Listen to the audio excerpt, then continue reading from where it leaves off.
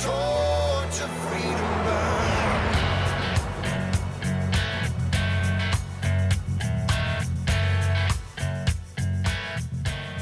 Welcome to WallBuilders Live. This is the place where we look at all the issues of the day from a biblical, constitutional, and historical perspective. And this week, we're bringing you a really special program that does all three of those things. It's a new course that we started in January of this year called Biblical Citizenship in Modern America. It's an 8-week course, and it's an opportunity for you to bring friends and family together and discuss the hot topics of the day from a biblical perspective and talk about what we should be doing as Christians to be salt and light in our communities. What we're doing here on the radio program is we're bringing you the third week of that 8-week course all throughout this week. So today is part 2 of that. So if you missed yesterday, you might want to go back to our website at wallbuilderslive.com, click on the archives and listen to yesterday's program. But we're going to dive right back in where we left off yesterday. This is Biblical Citizenship in Modern America. I had Bing up as a search service. I looked for John Clum Christian. Couldn't get a single hit. That's interesting. So I just went over to DuckDuckGo and tried it on DuckDuckGo, and all sorts of articles popped up about John Clum the Christian. Interesting. I'll look for that topic on Bing, and it's cut out. The same way, I was writing about Hollywood and how different Hollywood used to be. As a matter of fact, there's about 24 guys who won the Academy Award back in the golden age of Hollywood that were veterans. We loved America. We promoted America. So many faith movies back in those days. We believed, as George Washington said, that religion and morality were the foundation of patriotism. That's what he said in his farewell address. So Hollywood used to promote that. And one of the guys who helped do that was a guy named Cecil B. DeMille. Cecil B. DeMille directed 81 movies. He was nominated for 3 Academy Awards, The Greatest Show on Earth, and The Ten Commandments, and all these great movies he did. And he's a strong Christian guy. As a matter of fact, after he did the movie Ten Commandments, Yul Brynner, who was one of the stars in that movie, Charlton Heston, another star, the 3 of them went around the United States erecting Ten Commandments monuments all over the United States. Some accounts say they erected more than 4,000 Ten Commandments monuments in parks everywhere. When the case went to the Supreme Court a few years ago about whether Texas could have a Ten Commandments out on its courtyard there in the capital area, it was Ten Commandments that was part of what had been erected back there when the Hollywood guys were actually erecting Ten Commandments. That's what led to the Supreme Court case. So I know that Cecil B. DeMille, very strong faith guy. So on Bing, I look up Cecil B. DeMille, Christian. Nothing comes up. I go to DuckDuckGo, Cecil B. DeMille, Christian, listing all over the place. So you actually now have to find out, how do you find truth? How do you go to a source of truth? Because you can't just trust the first thing that pops up anymore, because algorithms are changed in such a way. This is where you have to go back to original document. If it was a trial, what you do is you throw out all hearsay evidence, and you have to have primary first source evidence from an eyewitness. We don't allow somebody who heard second or third hand or whatever. You got to go to somebody who is an expert on that, who actually saw it happen and was there. And that's why with what we have at WallBuilders, a collection you saw last week, we've got more than 100,000 items that predate 1812. So if you want to know what the Founding Fathers thought about judicial activism or what they thought about immigration or anything else, let's just go get the original documents and read it in their own handwriting. That's one way you find truth. So what happens is, to find the truth today is now becoming hard work, because you're going to hear all sorts of things, and then you're going to hear even conservative media pick it up and say it. And just because 3 or 4 conservative channels say it doesn't mean it's more any right than 3 or 4 progressive channels say it. You have to be able to say, what is the truth? And I find I tend to be a conservative. That's not what I call myself. That's what everybody else calls me. I just hold beliefs that I think are consistent with the Constitution and the Bible, which that would put me in the conservative camp today. I will point out that actually being called a conservative, progressive, anything else, while it's helpful for identification, it really means nothing. I've got a friend who serves in Parliament in Australia who believes exactly what I believe, which over in Australia, that means you're a member of the Liberal Party. The Liberal Party is the party that believes in biblical morality and biblical principles. So the names we stick on labels really doesn't matter as much as what the beliefs are. So even as a conservative, I find that there are so many of my conservative news outlets, I go, no, that's actually not true. Actually, here's what the Founding Fathers said about the issue of filibusters in the Senate. And while you may be conservative and you may be chewing up Schumer in the Senate for trying to break the filibuster rule, here's actually what the Founding Fathers said about that. That's not, to me, a conservative liberal issue. That's a truth issue that goes back to what the actual debates were when it actually happened. So that's part of what we have to do, is we have to put hard work in. You see, in America, we have had good intentions for so long that we've really been coasting on these good intentions. Oh, we know that our teacher's not lying to us. We know that the media is not really lying to us. Well, not anymore. We can't make those assumptions in any area anymore. See, as good-hearted people, we want to assume the best of other people. And in doing that, we often buy a lot of garbage. It's really not true because we're assuming, I've got a good car. I wouldn't deliberately lie to somebody. They wouldn't do it to me. Yeah, they would. And so what has to happen now is you can't coast with good intentions anymore. You have to say, wait a minute, time out. I need to find out if that's true. I love the passage in Acts 17:11, where Paul, on his second missionary journey, as he's going from place to place. Remember, Paul is the most credentialed apostle in Christianity. He's the guy with all the PhDs after his name. He was raised at the foot of Gamaliel, who was a great thinker, great legal scholar, great biblical scholar. Paul had all the credentials. He was a Pharisee of the Pharisees. Everything was there. And when he was talking about the Bereans on his second missionary journey, he said, I love these guys. He said, they don't believe anything I tell them until after they go check the scriptures to see if I was telling them the truth.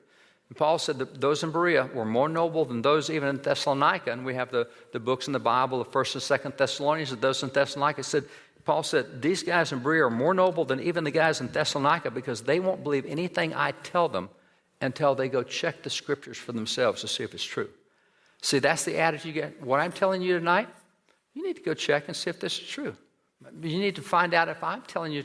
You can't just assume that people are telling you the truth. That's what we've coasted on for a long time, and look where we are now as a result. We don't even recognize evil intent when it comes anymore. So what has to happen is we have to find the truth. So you have to love the truth, you have to find the truth, and the third thing we have to do is we have to defend the truth. Defending the truth takes a lot of courage. This is a different time in our history, unlike any other time. Recent polling tells us that 77% of traditional value Americans now self-censor because of the current hostility that's out there. We've seen 70,000 people in groups be deplatformed. I'm going to have to tone it down a little bit, otherwise I won't have any friends left to talk to. I've got 200 reach that I can get here, and so I got to tone it down so I can keep my 200. And so what happens is we're backing away from the message. We're backing away from confronting what the truth is, and we're going more into what they want us to say so that we can keep a position of not losing all of our voice. That's not the right thing to do. You can't be backed up and you can't be intimidated. And now that's what we find is Americans are self-censoring because of the climate. If I say this, I'm going to get attacked on Facebook. If I say this, they're going to launch on me. Whatever it is, you can't self-censor anymore. It's interesting that in the Bible, and the Bible tells us so much, and not even just about the practical things like economics, the other things we talked about, government, law, but it tells us even about spiritual things like heaven and hell. And according to the Bible, heaven and hell, they are very real places. We know about heaven, we know about Jesus and how we get to heaven, but hell, we don't always spend a lot of time on hell. We know that it exists, and yet the Bible tells us that is a very real place. It's just as real as what we believe heaven to be. As a matter of fact, if you look in the book of Revelation, chapter 21, verse 8, in the book of Revelation, it talks about the lake that burns with fire and sulfur, which is a second death. That's hell. That's describing hell. In that verse, who is it that goes to hell? According to that verse, you read the first part of the verse, it says, well, the faithless, the detestable, the murderers, the sexually immoral, the sorcerers, the idolaters, and all liars. That's some bad folks. A murderer, and liars and perjurers, and those are folks that go to hell. You may notice that there's a blank at the top there. You see that blank at the top? What is it that starts the list of who gets sent to hell? The first thing on the list is cowards and fearful. All the other people go there for what they do. They killed someone. They are liars. They're perjurers. These folks go there for what they didn't do. They didn't have any backbone. They wouldn't stand up. They were cowards. They were fearful.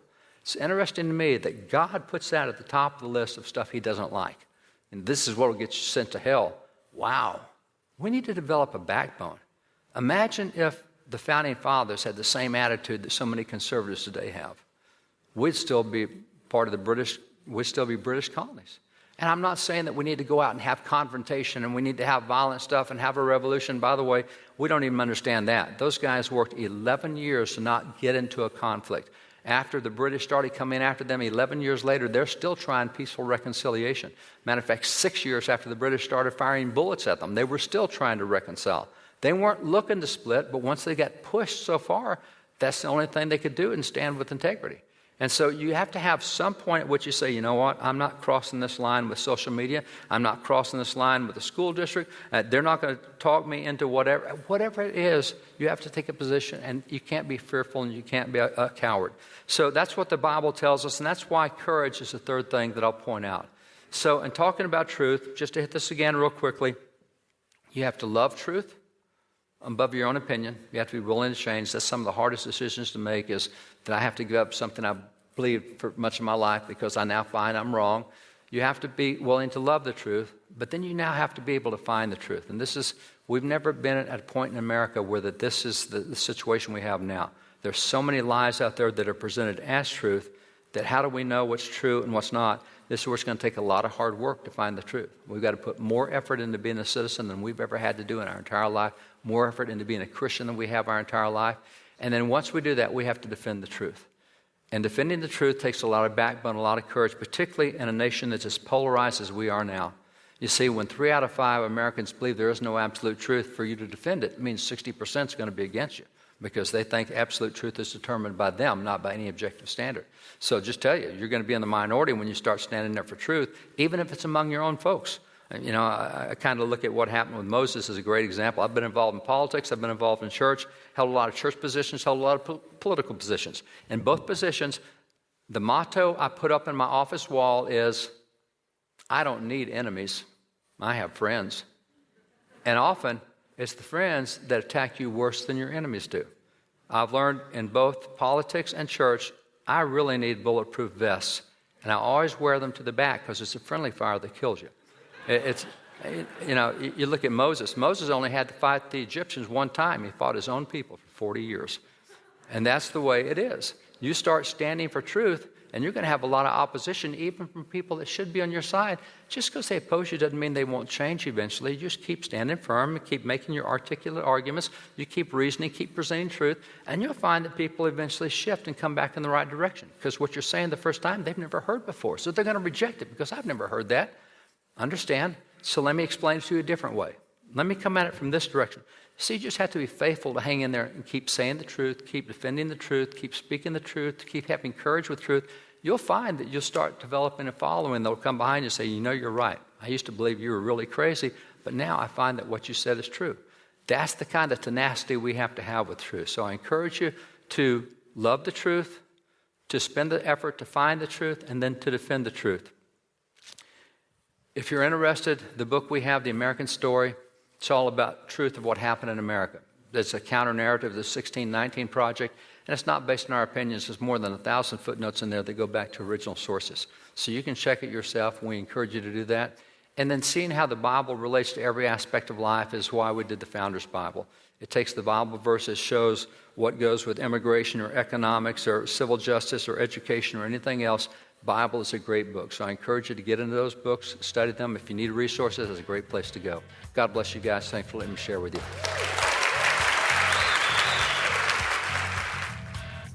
Our friends, quick break today. We're only doing one break today. We'll be right back with more of Biblical Citizenship in Modern America.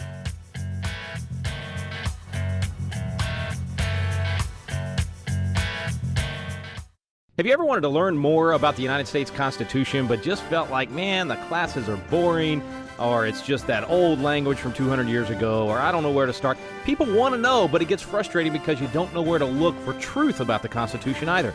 Well, we've got a special program for you available now called Constitution Alive with David Barton and Rick Green, and it's actually a teaching done on the Constitution at Independence Hall in the very room where the Constitution was framed. We take you both to Philadelphia, the cradle of liberty in Independence Hall, and to the WallBuilders Library, where David Barton brings the history to life to teach the original intent of our founding fathers. We call it the Quick Start Guide to the Constitution because in just a few hours through these videos, you will learn the Citizen's Guide to America's Constitution. You'll learn what you need to do to help save our constitutional republic. It's fun, it's entertaining, and it's going to inspire you to do your part to preserve freedom for future generations. It's called Constitution Alive with David Barton and Rick Green. You can find out more information on our website now at wallbuilders.com. Welcome back to WallBuilders Live. Biblical Citizenship in Modern America is the topic this week. We're sharing with you week 3 out of an 8-week course called Biblical Citizenship. Let's jump right in where we left off before the break.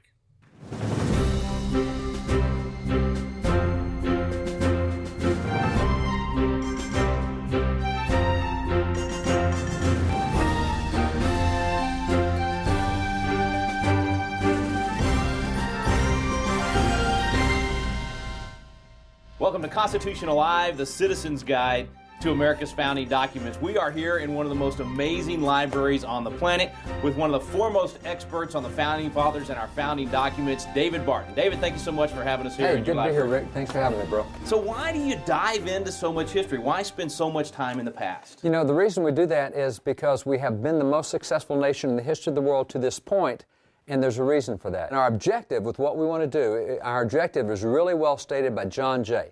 Now, John Jay became the original Chief Justice, U.S. Supreme Court, but at the time they wrote the Constitution, he and James Madison, Alexander Hamilton did the Federalist Papers, and that was to explain to America what the Constitution is all about. So he's really one of the three guys most responsible for the adoption of the Constitution through those Federalist Papers. He had a great statement on why we study this type of stuff, and this is the statement he made. He said, every member of the state ought diligently to read and to study the Constitution of his country and teach the rising generation to be free. Now, it's interesting. He relates being free to knowing the Constitution. You ought to know the Constitution and teach the next generation if you intend to be free. He says, by knowing their rights, they will sooner perceive when they're violated and be the better prepared to defend and assert them. Now, that's really the objective of what we're doing in all these next lessons that come along. And there's 6 verbs that he has in there that will be really the guideline for what every citizen needs to shoot for. So the 6 verbs. So this will really drive everything we do for the rest of this course then. This is our outline. That's the outline. He says, first, you want to read the Constitution of your country. You want to read and study it. And it's one thing to read it, it's another thing to study it. Yeah. So read is like a quick perusal, but study is get to know it. And then he says, and then you want to be able to teach it. You want to be able to take the next generation and say, hey guys, here's what you need to know. Here's the document you need to know. Here's the principles. This is what will keep you free. And this is the formula that's produced American success. Then he says, when you do that, then you'll know your rights. And when you know your rights, you'll perceive when they're being violated, and then you'll be prepared to defend and to assert them. And there's a big difference between defend and assert. Defend is on defense. I'll defend my rights. Assert them as I'm going on offense to make sure I defend your rights. Which we need to do more of. And that's what we need. If that's what's going to keep us free, this part is where we're really losing out, teaching the rising generation to be free. If we don't have a good education system, if we're not teaching what's in this room, we're losing the formula. Well, you hit the education system, let's just be real blunt. We spend up to $120,000 over the educational course of a kid to go to school for 12 years. We're not getting our money's worth. Yeah, that's in some of our less expensive districts. Well, that's right. That's the average nationally. Yeah. So it's going to be up or down in some. Washington, D.C. is way more than that. Yeah. So it depends on the district you're in. But what we know is that every state constitution says that the purpose of public education is to prepare active and informed citizens. So we started those education systems to do exactly what John Jay is saying here. Yeah. But what we know right now is if you look at recent elections, those who have gone through our public education system, you're looking right now at 70% that do not know the Constitution is the supreme law of the land. So we're definitely failing on teaching the rising generation. You're looking at 65% that cannot even tell you what the role of the judiciary is. That's one of the 3 branches. As a matter of fact, speaking of one of the 3 branches, 62% of those who have gone through public education cannot even name the 3 branches of government. More than half. And they can't. So you definitely don't know what those branches are supposed to do if you don't even know what they are. Yeah. 48% of elected officials cannot name the 3 branches of government. That's half of our actual public servants in office. If you don't know the 3 branches, you don't know checks and balances, you don't know functions, you don't know what the Constitution, and that's why you read and study the Constitution, you teach it the rising generation. Well, maybe they devalue what is in here because they think, look, this is old stuff. I mean, I hear that all the time. It's 200 years old, doesn't apply today. Why should I pay attention to all this stuff that happened 200 years ago? And let me just one more time hit this because this is our objective, and we're going to look at old stuff. So, number 1, read the Constitution. 2, study the Constitution. 3, teach the Constitution, especially the rising generation, but maybe to the burger flippers beside you, maybe the mechanics in the shop where you work. Not only the next generation, your generation. Because we're at a point now where public education is not taught us. So we got to just teach the Constitution. But once we do that, we want to know our constitutional rights, we want to defend our constitutional rights, and assert our constitutional rights. Now, that's what we're after. But you've raised the issue of, it's a really old document, and we hear that. Because, the Founding Fathers, when they did this Constitution, they didn't have internet. I mean, fastest transportation. No airplanes. They had horses, So what can we... I've been involved in a number of court cases, state and federal courts, on issues of history, original intent. And one of those issues is the issue of the 10 Commandments. Because for generations in America, you're more likely to find a copy of the 10 Commandments hanging in a civic building than in a religious building. Right. And that's just the way it was. I mean, the 10 Commandments are considered the foundation of law. And so in so many of these places where the 10 Commandments has been hanging, there's now a lawsuit saying, oh, you can't do that. That's religious. You have to take that down. So in going through and telling the judge, no, here's the first law book in America. It goes back to the Code of 1650, and it quotes the Ten Commandments all the way through. Yeah. Now, you take the Ten Commandments and look at the Ten Commandments. I think that thing about honoring father and mother still works. I think thou shalt not kill still works. There's not one of those that doesn't work every one of those today. still works today. And the reason is they're not drawn on specifics, they're drawn on principles. They take timeless principles because the nature of man doesn't change. We still kill people, we still steal, we still perjure, we still disrespect parents. That's why it works. That's the way the Constitution is. The Founding Fathers didn't give us all these specifics. They gave us these principles of jurisdiction, principles of overview, and that's why it still works more than 2 centuries later. That's why it'll still work 2 centuries from now if we know it and save it and preserve it. So if they were thinking that way, though, if they were thinking, okay, we're going to put something in place here that needs to be timeless, that's going to still work 100, 200, 500 years from now, how did they get to that point? Who were these guys to have that kind of... Let's just take the guys who signed the Declaration. Now, you're going to be doing this class in Independence Hall.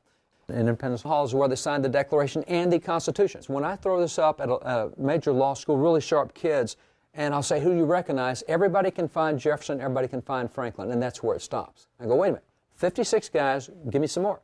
They don't know them.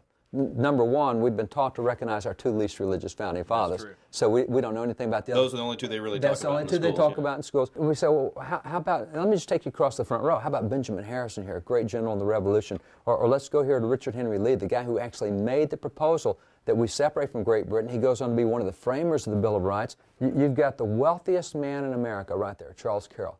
You've also got one of the poorest guys in America right there with Sam Adams. Right next to him. Sam Adams is so poor that when they elected him to Congress, he didn't even have a suit of clothes. His neighbors took up a collection for him to get a suit of clothes. He had to go borrow a horse to ride to Congress. You have John Hancock, who's one of the most famous businessmen in America. So you got businessmen. Really a mix of it's everything. Everything in every career, every You got profession. rich, you got poor. As a matter of fact, 29 of these guys out of the 56 had a college degree. So nearly half of them didn't have a college degree. And that was my next question, was education, because they didn't all have the best education. 1/4 of these guys were home educated. Several guys. This guy right here, Roger Sherman, the only guy to sign all 4 founding documents, completely self-taught. He never had any formal education. Wow. But they understood the principles. And they got those principles, and they wrote a document that didn't reflect what was going on 200 years ago. It reflected human nature. And one thing about these guys is they were patriots. Yeah. They loved their country, no question about it. What does that really mean? When you say they're patriots, that's a negative to some today. It's a big positive to others. What's it mean? Benjamin Rush, I think, is the best guy to explain it, because Benjamin Rush, John Adams said he's one of the 3 most notable founding fathers. John Adams said there's George Washington, Ben Franklin, and Benjamin Rush. We will never stand. And they're again a name that most people are not going to know. Benjamin Rush. And they should, because he is the top doctor in American history. 3,000 students got their medical diploma signed by him. He's also the father of public schools under the Constitution. He also started 5 universities, 3 go today. He signed the Declaration. He ratified the Constitution. He served in 3 different presidential administrations. He's the director of the U.S. Mint. He's a huge civil rights leader. Do that much? One guy. I know he's one of your favorites too. You have a book on Benjamin Rush and his life. We have a lot of books by Benjamin Rush. This is one of the original books that we'll talk about in a minute. But what he does is he says, let me tell you what patriotism is. And so this is what he's teaching the rising generation, because the Founding Fathers understood we got the principles, but if our next generation doesn't understand this, it's not going to work. Yeah. So that's why we put so much time into education. You got to instill it in each generation. So here's his definition of patriotism. He says patriotism is as much a virtue as is justice. Now, who would be opposed to justice? Right. Nobody. He said that's just as much a virtue as justice, and it's just as necessary for the support of societies as natural affection is for the support of families. Imagine trying to keep your family together if you didn't have love in the family. He says, well, imagine trying to keep your country together if you don't have love for your country. You got to have love for your family. You go to the deck for each other in the family. Hey, you got to be willing to do that. And he says, actually, if you're not patriotic, you're selfish. And this is the way he explains it. He says, the amor patria, which is the love of country, the love of your country is both a moral and a religious duty. It comprehends not only the love of our neighbors, but of millions of our fellow creatures, not only of the present, but of future generations. In other words, if you love your country, you're saying, I want what's best for all my neighbors, and I'm going to work my tail off to have a good country because I want my neighbors to be prosperous and safe. I don't want thugs and criminals overrunning them. I want to make sure we got good government. I want to make sure they can keep the money they earn. I want to make sure they got a good education for their kids. And if I love my country, I'm going to fight for those things. So you're not just thinking of yourself. Not just thinking about the other people. If it's just me, I'll just go off the grid somewhere. I'll get out and just live my life the way I want to. I'll go right off the grid. No, if I love others, I've got to fight for my country. I've got to be willing to stand and say, and that's what he says, not just for the present, but for future generations. I want to keep these principles alive so that if the Lord tarries for 200 years from now, this country is still working, still the most prosperous, the most stable, the most free in the history of the world. But that's what patriotism is. And that's why he says it's both a social and a religious duty. Man, there's so much of that wisdom in this room and in these books. We got to come back to it. Now, our next part of this chapter, I have to thank you for, because we were actually sitting in a restaurant. I don't know if you remember this. We were in Nashville, Tennessee. We'd gone out there for you to speak to some legislators. And you and Cheryl and I were sitting in this restaurant. It's that one where they have live music. Do you remember that? Yep, the music I do. was playing. I do remember that. And I was telling you, hey, we've been teaching this Constitution class around. We're going to record it again. And you said, why don't you do it at Independence Hall, where the Constitution is framed? I was like, oh, that's a dream. There's no way that would happen. You said, no, I've done it. So you talked me into calling them. I called them. It worked out. And we're going to now be able to go to the very place where all of this happened, Really the actual room, Independence Hall, and give folks a chance to learn and study the Constitution in the room where it happened. So let's go to Philadelphia for Constitutional Live. The Constitution is so unique. It is the only Constitution that actually limits government. We don't have to empower government. Government on its own will seek power. It will take power. It will grow, as we're seeing happening in the United States. But our Constitution limits the power of government. Part of the problem with people not understanding our founding documents is then they want too much from their government. They want the government to provide things that government is not supposed to be able to provide. And I think that's what we're seeing in America today. Out of time for today, folks. We're going to have to pick up where we left off. We'll do more tomorrow, and the next day we'll get the conclusion. Thanks so much for listening to WallBuilders Live. We stand undivided, forever